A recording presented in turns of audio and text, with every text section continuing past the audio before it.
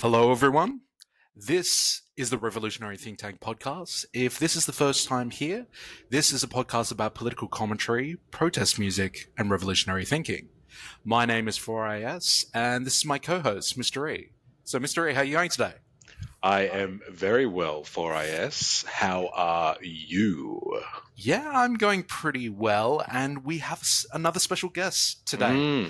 We have Daniella with us. So how are you going today, Dani? Yeah, I'm good. I'm excited to be here. Thanks for having me. Welcome to the podcast. Yes. Thank you.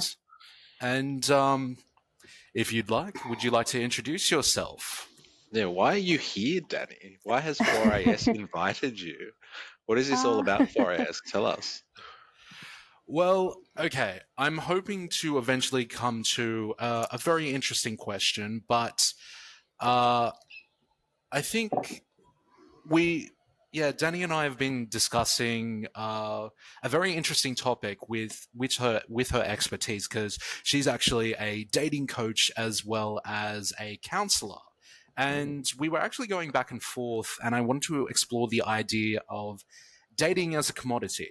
Because the thing is, if you analyze dating, say, for example, like 30 years back in comparison to now, and especially when you even consider things like pre-pandemic as well as post-pandemic, like whether it's like social interactions or that sort of thing, it's completely different post-pandemic compared to pre-pandemic. And I thought Dani would be a good expert to bring onto the podcast. Yeah. So, sorry, did you say dating coach? Is that what you said?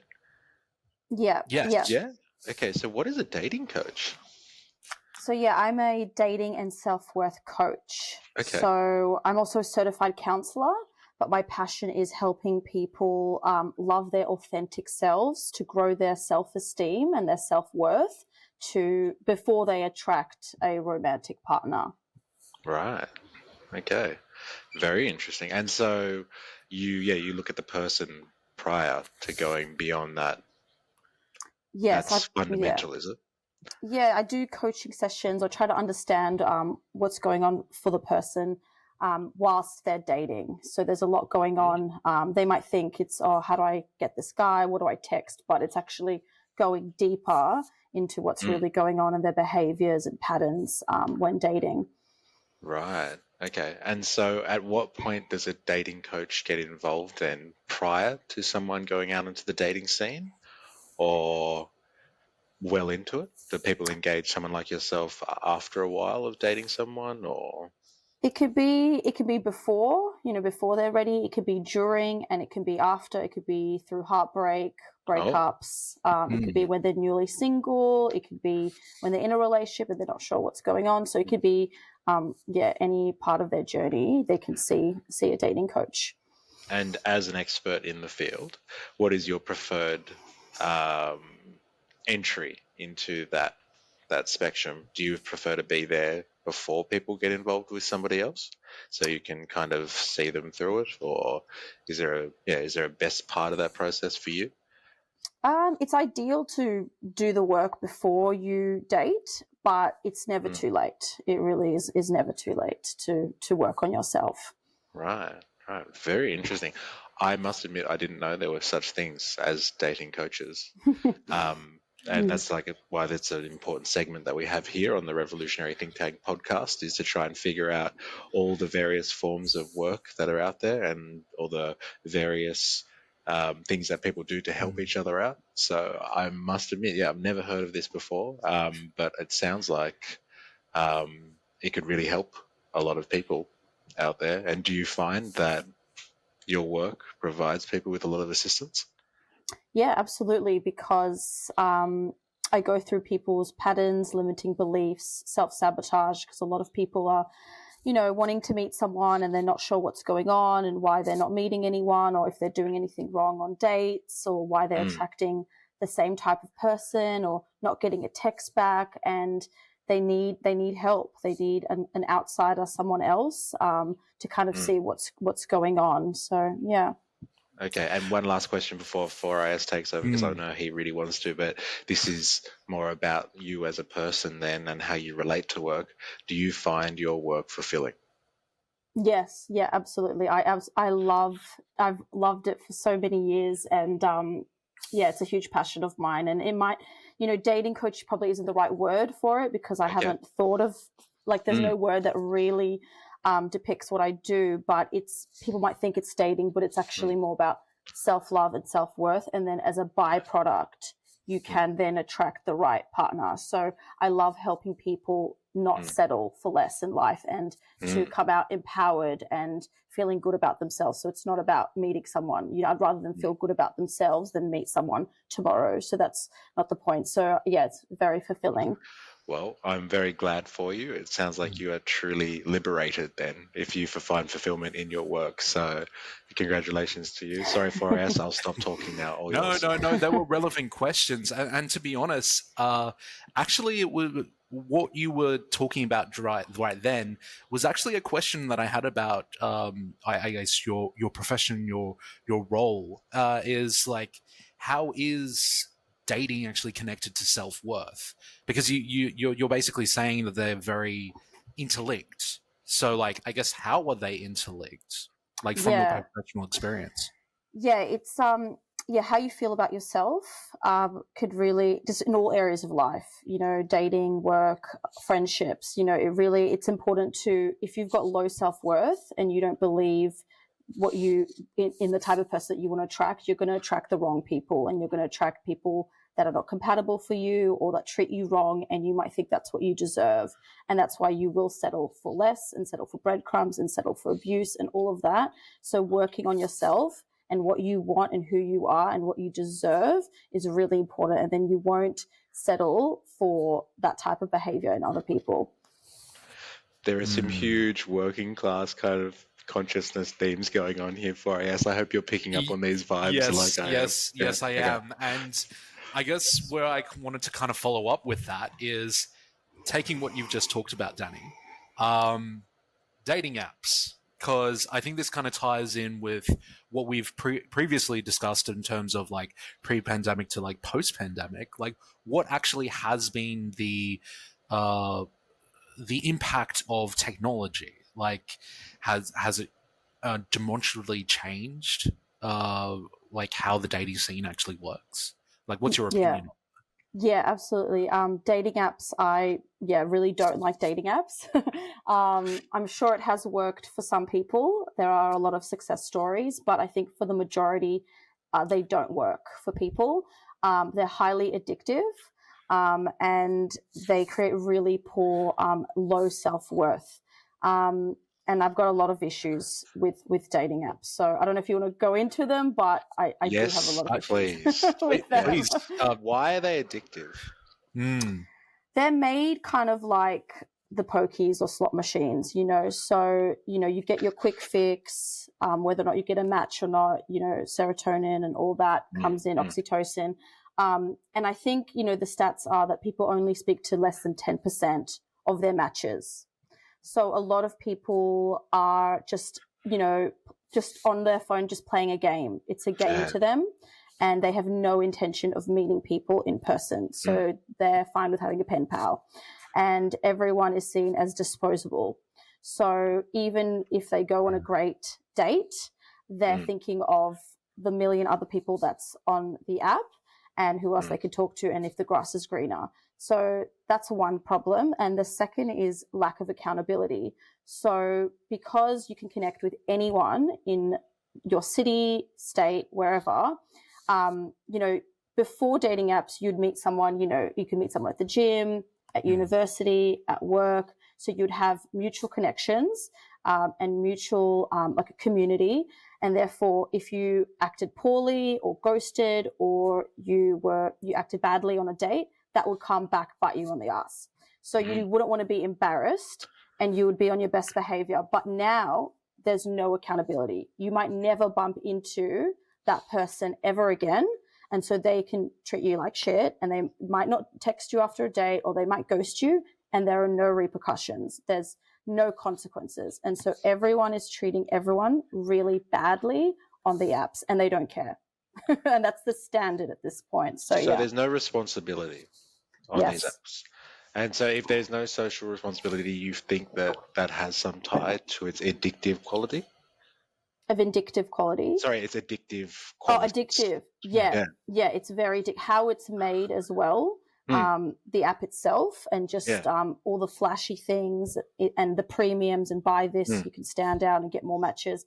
That's the addictive quality as well. Yeah, but like I'm saying, do you think that there's a correlation somehow with the fact that you don't have to take any responsibility for your social interactions and how it's addictive as well? Like people just see it as a game almost. Yeah, absolutely. Yeah, because there's no stakes, there's no responsibility, so they're just having fun with it. Yeah. Very interesting. And like you talked about self-worth before. Do you think that there's why do you think that, I guess, self-worth is degraded on dating apps? Why is that happening? Because many reasons. You might get a lack of matches, so then you start thinking, oh, is it me? What's wrong with me? Am I not, good looking enough? Do I need to change my prompts? Am I not interesting enough? And then the lack of people asking you out on a date, what's going on, like, again, and also seeing people that you're not connecting with, and maybe that you have nothing in common with, and you're just like, where are the people that like yoga that I like yoga? Where are the people that don't drink, because then you start seeing certain types of people and you're like, where's my person? I'm not really connecting with any of these people. So just, or the worst is you'll be talking to someone and then it will seem great, and then there's literally just one button that goes unmatch, and then you literally never see them again. So there's no bye, see you later, I'm not feeling this. It's just they disappear. So that causes really low self-esteem, because there's no closure and people just removing themselves. If you say one off thing, or even if you don't say anything wrong, you'll just refresh and that person has disappeared. And for the people that are on the opposite part of that spectrum, I guess, people that maybe get a lot of attention through dating apps, do you think there's an impact on their self-worth? Yeah, well, they're probably just getting an ego boost, and probably have no intention of meeting anybody, because they're getting so much attention and they've got, their pick of whoever they want. Interesting. Yeah. MysterE, you might have noticed the use of the word attention there. That kind of links to previous episodes that we've had. But I think that's a good point to kind of talk about. Well, it's been quite obvious that you are against these dating apps, Dani, and of course that obviously leads to what inspired Dating with Dani. And can you explain to us what Dating with Dani is? Yeah, I've always been really passionate about dating and relationships, and have read so many books about it, listened to so many podcasts. I'm just so interested in human connection, conflict resolution, compatibility. I'm a hopeless romantic myself. So I've just always been really into this kind of stuff. And then I became a certified counsellor, but I really wanted to help people more with dating and relationships and the choices they make. And that's why I created Dating with Dani, my coaching. I used to run events as well, speed dating events, to connect people, to get them off the apps and to meet in person. But now I'm just focusing on my coaching, and I just want to really help people feel good about themselves. And a lot of people are just feeling really lonely or anxious or detached, disheartened. I was like that too in the dating scene. And sometimes it feels like you've got no one to talk to, or there's something wrong with you. And I just want to help people feel good about themselves and to say no to the wrong suitors or the wrong people. And so why is human connection so important to you? Human connection, like the quality of our relationships, are just really important, and it affects all areas of our lives, and especially our mental health. So it's important. Who you choose to partner with is one of the most important decisions you'll make in your life. So, and it's not even just romantic. Human connection with friends and family and co-workers. It's really important to have really authentic, loving relationships. You used an important word there, mental health. So, in your opinion, how is mental health perceived in today's society? Because that's really an important $1 million question. Yeah, it's a complicated question, complicated answer. I think I think everyone should probably go to therapy. And I think it doesn't have to be talk therapy, but some kind of therapy is important to face some of the things that we're going through.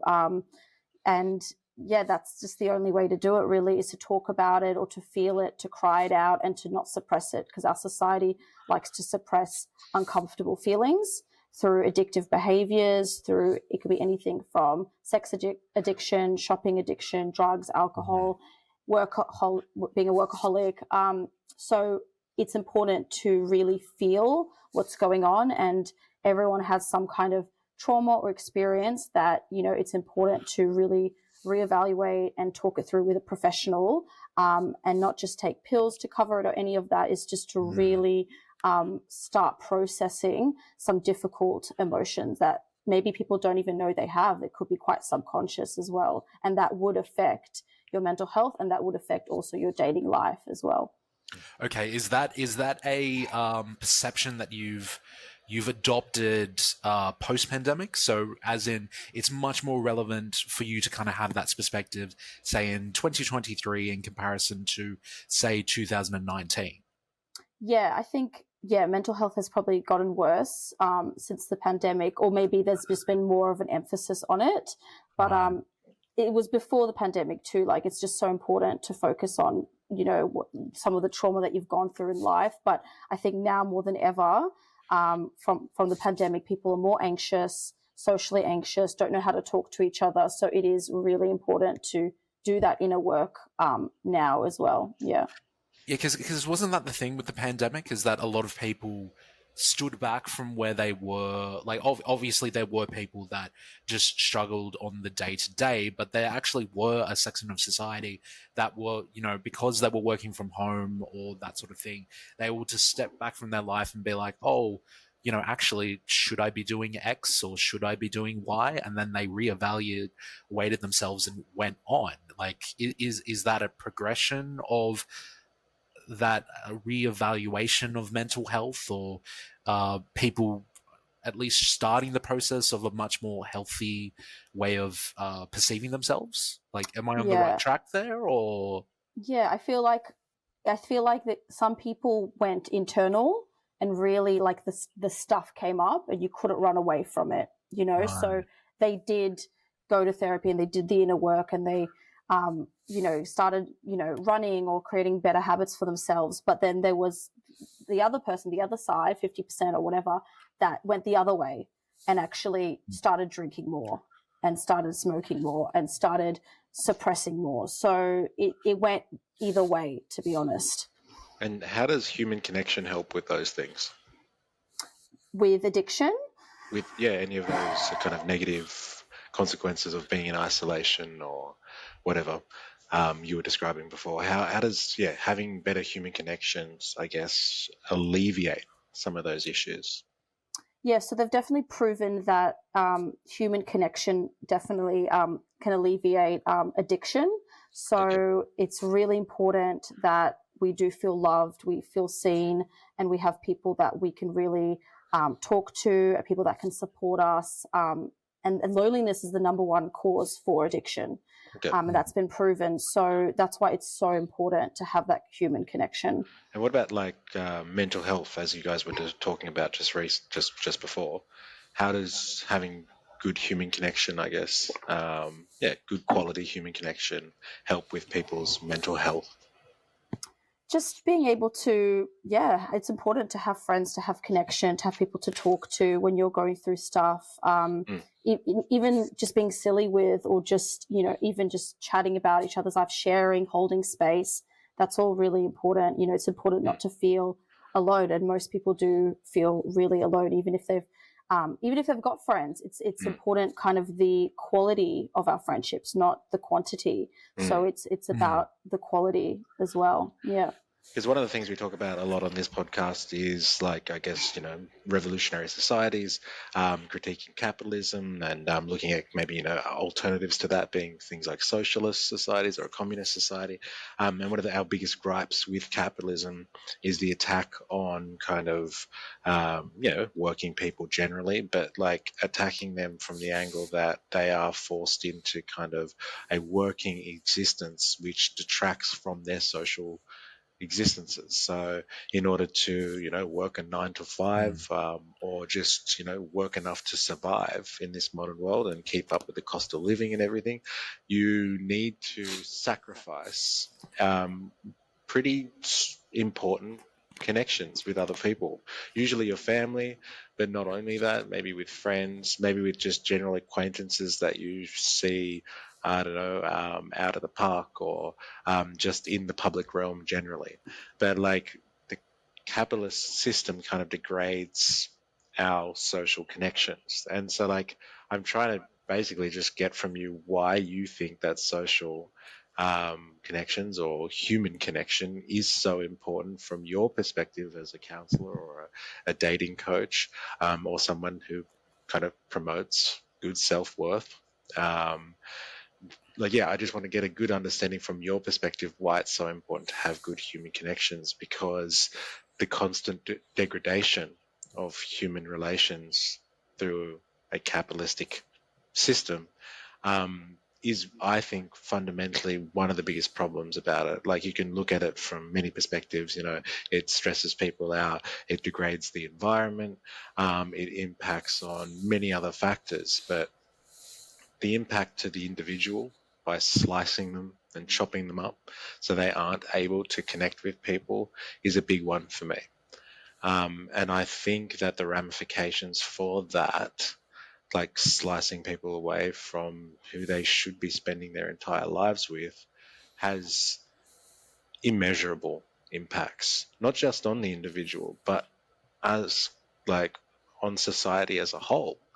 Because like, if you have multiple people that just can't make proper connections because they're limited by their working life or their commitments to other things, then like, what else is that having an impact on? Like mental health issues, or like our ability to cooperate. Are we more competitive and aggressive towards one another? Are we more likely as a nation to engage in war with somebody else because our human connections at a core are lacking, and so we're just aggressive people or upset people, or we've got issues to deal with that come from the individual and just echo throughout society. So it's thank you for divulging into human connections, but like, I want more.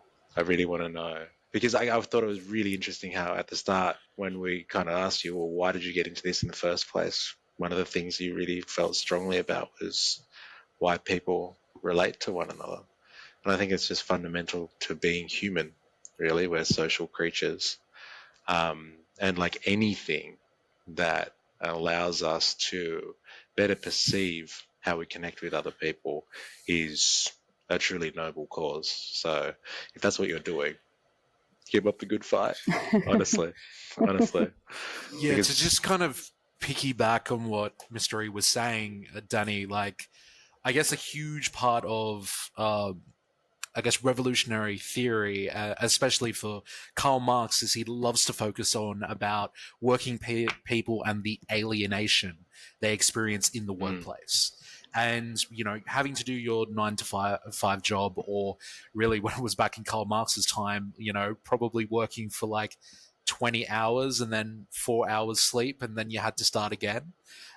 So there's like huge focus on, like, in terms of the working day and the drilling down of alienation in the workplace. And I guess, well, how about we link it back to your events with dating with Dani? Like, how do you feel dating with Dani battles against alienation, and I guess tries to reframe relationships?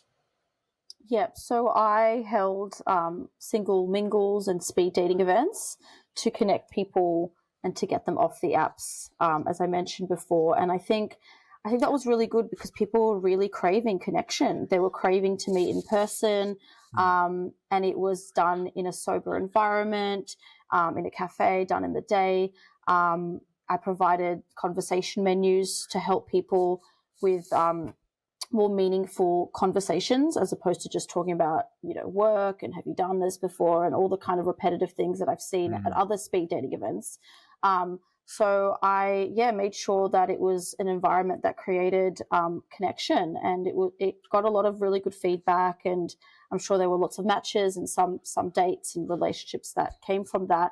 And people were just over the apps and sick of it, and meeting in person, having really nice conversations was really nice for people. And if they didn't leave with matches, they left with friends afterwards. So that was really nice to see. Why sober and why during the day? Why those two parameters? Yep. So I, for market research, would go to other speed dating events all over Sydney and all over Melbourne. And a lot of them are during the night at bars. It's loud. You can't hear each other. People are drinking a lot. And fair enough, they're nervous. I understand that. And it would be the same questions over and over. And you'd only have a few minutes with each person. So it would go very quickly, and it would just be like, what do you do for work? Have you done this before? Next. What do you do for work? Have you done this before? And of course, you just leave disheartened and you wouldn't connect with anybody. So I really wanted to make it different.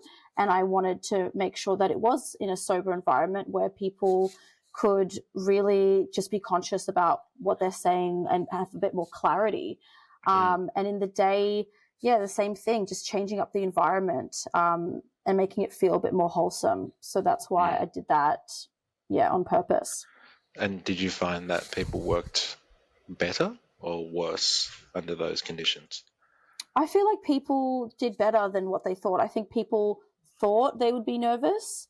And that's a lot of the feedback that I get, like, oh, I really want to come, but I'm nervous, or, that kind of stuff. I've got social anxiety, But they go and they realize it's actually fun, that they can do it. And by going, they've built their confidence. So it's not even if they got no matches, they leave on a natural high because they're so happy that they had proven to themselves that they could get out of their comfort zone. And 90% of them go alone. So you'd think that a lot of people would bring their friends. 90% went alone, and then they would leave with connections and with friendships. So, Interesting. Well, you were just saying before that at least when you were doing the research stage of getting to the stage that you're at now, it would just be like a couple of questions and then you kind of move on. Like in terms of icebreakers, or at least breaking the mold, like what has your events done differently? Yeah, so I just provide deeper questions, I don't know, about family or about people's, passions, all that kind of stuff. I mean, I've gone deeper before and the feedback was too deep. So I'm always changing it around and getting feedback and go, okay, it's not a counselling session. Let's back it up a bit. So, it was a bit lighter and just, fun, authentic games for people to get to know each other. We played Get to Know You Bingo and all that kind of stuff. So they'd walk around and find each other and that kind of stuff. And there's like little games or card games around. But mostly with the speed dating, it was the conversation menus because you've only got 4 minutes with each person. So you don't want to overwhelm people. And then at the end, there's a mingle. So if there's someone that you didn't get the chance to really talk to, or you feel like you wanted to speak to them longer, you could still stick around for a little bit and speak to them at the end. Okay, it's just I'm getting with this conversation when we started, how things run pre-pandemic, the rise of the dating apps, the kind of loss in connection, and also the impact of mental health, and then where you're at to the stage of like trying to change the game, if you will, because another huge word that we use, which is naturally part of the name of this podcast, is revolution. And a lot of people think of it as your, torch and pitchforks thing. But there's another aspect to the word of revolution that a lot of people don't consider, which is, I guess, your more scientific way, which is literally, like going around the sun. It is a revolution of something. And the reason why it was used in that fashion originally is a lot of what we would consider revolutions now is it actually was about returning to something. So you have a slave revolt because they didn't like that previous master. They wanted to return to how the way things were. If there was a serf revolt, they didn't like the lord and they wanted the old lord to come back. So I guess you could probably see where I'm going with this, is that with the dating scene, is it like, are you establishing a revolution of, I'm getting, friends vibes of like, do we just want to go back to the period of, meeting somebody at a bar and human connection kind of being that way? Or is what you're doing with your events, it's like establishing a new norm? Do you want to look at relationships a different way, or to kind of return to the good old days, if you see where I'm kind of going with my question? Yeah, absolutely. I'd love to, change the dating scene. It's hard just by myself, but it'd be nice, for people to. I think the aim is to get people off the dating apps and start meeting people in person. So I think that's what it is, and being more open. And even in bars, it's not happening because everyone's looking at their phones. So, it's more getting people just out there, having their eyes open, and just, even just being able to speak, to people, to strangers, and just being a bit more open-hearted, and just, everyone, even on the bus, everyone's, head down on the phone. So just opening up people to just have more natural, like meet more naturally and organically, would be fantastic. Yeah. And so do you ban phones at your events then? No. No? I don't. No, I don't. I mean, they're not they're not on their phones. They're having so much fun. Okay. I was wondering if that had to be like I don't know, one of the parameters, or something that people have to leave their phones in their bags or their pockets or something like that. That would be great. But a lot of them, they don't, and they don't need it because they wait for the match, so they don't need to ask for someone's. I mean, I'm sure they do, but someone's number or Instagram. But the nice part of it's that mystery of, are we a match? Is it a mutual match? And then I sort that out later. And I want to really touch on something about dating. And like, I guess this is just a larger conversation that we have on this show, but one of the unrelenting features of capitalism is that it makes a market out of everything. So everything is a resource to be exploited. Do you think that dating, and like, I say this with full knowledge that you are organizing events and stuff like that, but like, stop me if I'm going too far with this, but like, do you feel like dating is a marketplace now?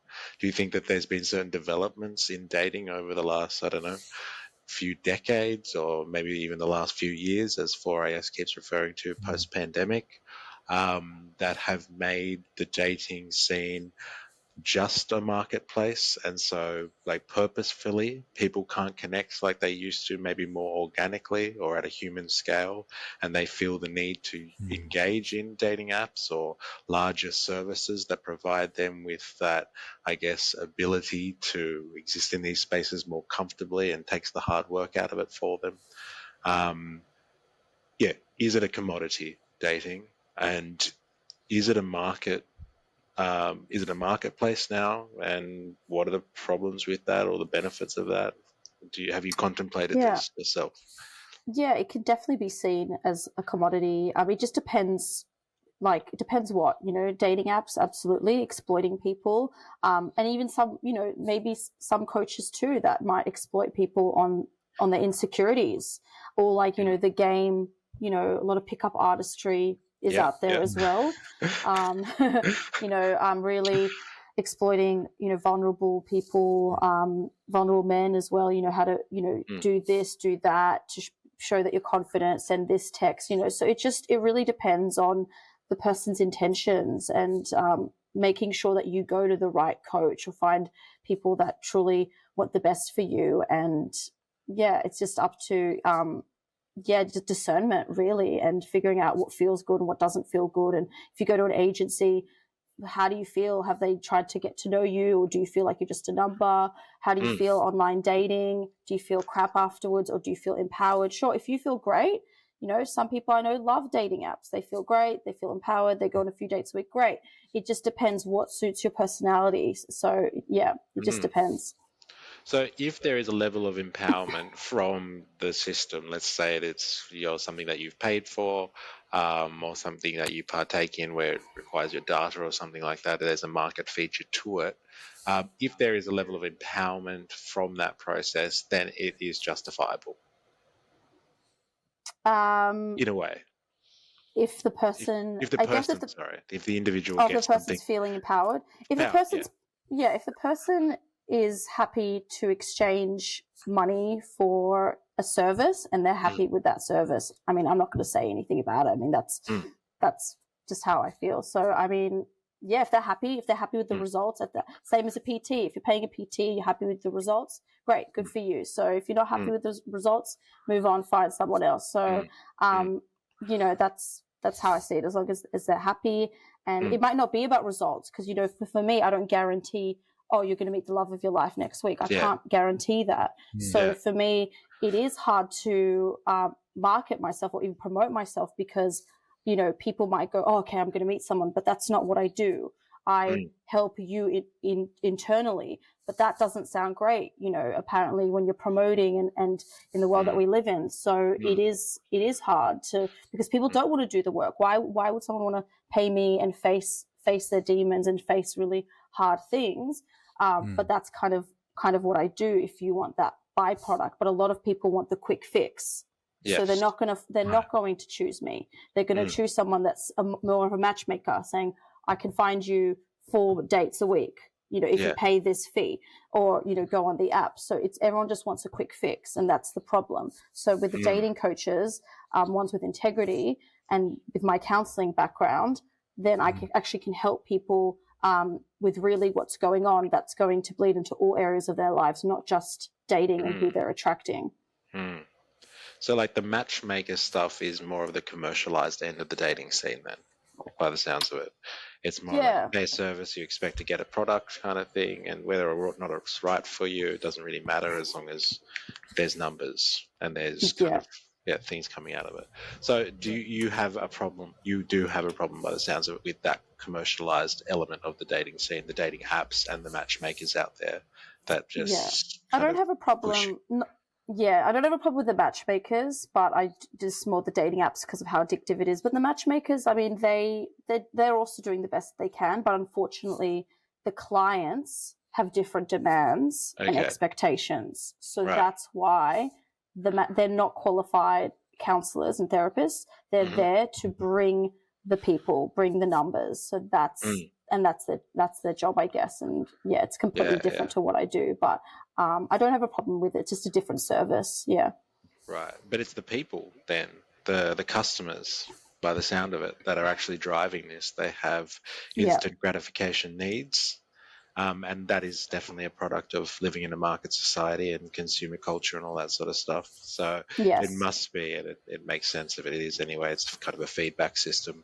You have people that are also, players in the market as consumers, and they're demanding these types of services. And so the market is responding to that by providing it to them.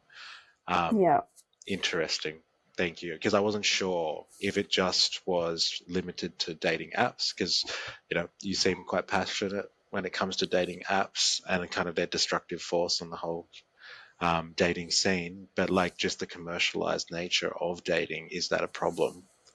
Do you think that's a problem? I don't mean by like people just paying for a service, but if they're demanding a product as well and they have certain expectations, if they're not delivered, then they want a refund or something like that. Is that type of commercialization of dating, is that a problem for you? And it sounds like, it is. Absolutely. It undermines the system. I've heard it before with my events too. Like, there's not enough these types of people or this, and you hear lots of things, and it's back to the demands of the clients, of the people that come. And I can't, you can't please everyone, and I don't. For me, it was a free for all with the tickets. I'm not there, kind of filtering who goes, and rejecting other people, because I don't believe in that. And I know some organizations that do that. So that doesn't go well with me, and that doesn't align with my values. So for me, it's allowing equality and allowing anyone to come to my events as long as they're single. That's the only criteria. But in terms of demographic and culture and all of that, it was free. It was open to everybody. And just quickly, how do you vet that parameter? How do you stop people that are not single? Or do you just have to honestly just take their word for it, right? Yeah, it's just an honest system, and I haven't had any issues with it, because I just feel like people in relationships, they're not going to waste their time buying a ticket or showing up. I mean, I haven't had an issue so far with it. Yeah. Yeah, good. Okay. Thank you.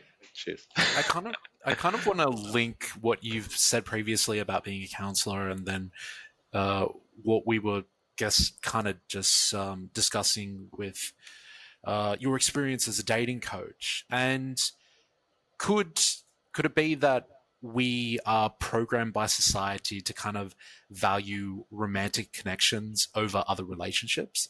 Because, that's, I guess, what we were kind of analyzing before, is that as soon as you have a marketplace, there's going to be such things like, the coercive laws of competition. Like, it's very obvious with the dating apps that there's just been a ramping up where, I guess, fewer and fewer people are kind of being successful on these apps, and it's very easy for them to kind of vet other people, and I guess for other people to kind of lose their self-worth. But in the earlier parts of the piece, you were saying like, oh, well, as a counselor, you should be valuing the relationship rather than what type of relationship it should be. So, is the way to kind of get out this that we should be valuing relationships, whatever form there are, rather than just focusing on romantic relationships? Because that's the thing about, I guess, a democratic liberal society, is that we, like, even in the Australian dream, we focus on, a happy marriage between a man and a woman, and with a white picket fence and 2.5 kids. But that's obviously not going to be in relation to everyone, because there's a possibility that somebody might be happy being single. There might be a possibility that there are going to be those sort of people that fall out of that liberal democracy definition. And I guess what you're trying to do is, rather than us narrowly focusing on romantic relationships, we're supposed to value relationships. Is that correct? Like, yeah. I hope I'm going in the right direction. Yeah, absolutely. Yeah, we do unfortunately value romantic relationships because of Disney and rom-coms and all of that. So it is just as important to focus on your friendships, family, community, all of that. And I also help people celebrate being single. It's not about not being single and finding someone. I really think being single is a great opportunity in your life, and I want to help people. That's an issue in itself if they're struggling with being single and trying to find someone out of desperation. It's what's going on there, and I really love empowering people to love being single and love themselves. So yeah, it's just back to that kind of self-love journey. Right. So it's, I guess, your events are not only about like, it's great if you're able to find your match, but as a starting point, learn to love yourself, and then you'll get there to loving others. Is that correct? Yeah, absolutely. And I say that at my events too, that I say the fact that they're even there, they should be so happy and so proud of themselves, just for showing up and getting out of their comfort zone.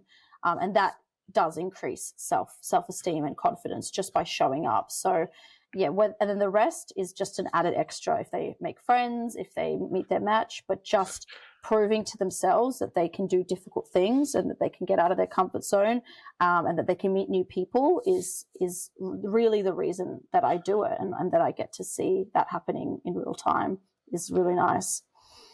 You mentioned before that even if somebody leaves without, matching with someone, and they just have a conversation and they get involved, they kind of are on a natural high as a result of, coming along and socializing. Why is it, do you think, that people get that natural high from just being, like, interacting with others and being social? Because they've proven to themselves that, that they could do it, because a lot of them feel like they can't, they want to cancel last minute, not go, and they push themselves, and then they realize, oh, like I can carry a conversation. Maybe people do find me attractive. It's not as scary as I thought. I had a really good time. I am interesting. The things I am talking about is interesting. I do have a lot to give, so all these little thoughts just add up, and that's why people leave on a natural high after my events. Yeah. I like that. I like producing natural highs. And I like that social interaction and people just being around one another can do that, because I think honestly that, in the way that our system operates today, with people so kind of disconnected from one another, whether that because of work or just the implications of our economic focus in life, our monetary focus, that we miss out on a lot of that natural high. And and we're going to claw some of that back. That's what we're trying to do here. So great. Go the natural high all the way. Yes. Okay. Well, actually, I think that's probably a good note to end on. So, Dani, would you like to plug yourself to everyone? Because I do think you have an event that's coming up soon. Yeah, sure. Thank you. So you can find me at Dating with Dani on Instagram. If you don't have Instagram, datingwithdani@gmail.com. If you want a session, a private session, I do that over Zoom. And I've got a little workshop coming up August 27th if you're in Sydney, and that's in person. And that's we dive deep into your dating patterns, past, present, and future. It's at a yoga center. You'll be with like-minded people, and you've got some nice worksheets. I'll give you some practical strategies and tools that you can use in the real world as well. So that's available on Eventbrite. If you just type single AF on Eventbrite, or Dating with Dani or on Eventbrite or Google, that should be available, or you can just DM me for more information. Nice. And we can get some links, for AS, so we can put it in. Yes. Good, I'll definitely be able to do it, so you can put it in the description for both both for Podbean, Apple Podcasts, as well as on your channel, MysterE. Thank you very much. Very last segment is what's that synthwave art? So it just legitimately was dating as a commodity. Oh. Yeah, the prompt is dating as a commodity, and it gave me that. So it gave me like a Kylie Jenner-esque figure, and what I find quite interesting is it looks like it's a Instagram profile, but she has bloodshot eyes, which I found quite interesting. I can see that.